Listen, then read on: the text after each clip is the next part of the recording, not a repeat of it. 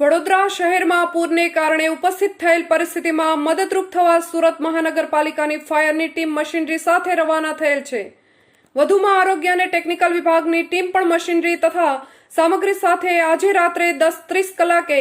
માનનીય મેયર શ્રી દક્ષેશભાઈ માવાણીની ઉપસ્થિતિમાં રવાના થયેલ છે,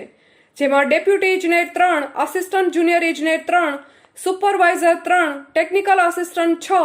મુખ્ય આરોગ્ય નિરીક્ષક 1, આરોગ્ય નિરીક્ષક 1, મદદનીશ આરોગ્ય નિરીક્ષક 4 અને મુકાદમ 4 તેમજ મશીનરીમાં જેસીબી 4, એમજીવી ટ્રક 5, એચજીવી ટ્રક 4, રોબોટ 1, યોદ્ધા 4, grape bucket 4, jetting 2, ગલ્પર 4, super sucker 1, ambulance 1 અને ચેઇનસો મશીન 8, વધુમાં ચૂનાની ફાક 3000 કિલો, બ્રશ 90, પાવડા 25, પાવડી 10, ઊભા ઝાડુ 100, ટોપલા 50, હેન્ડગ્લોવ્સ 350, માસ્ક 400,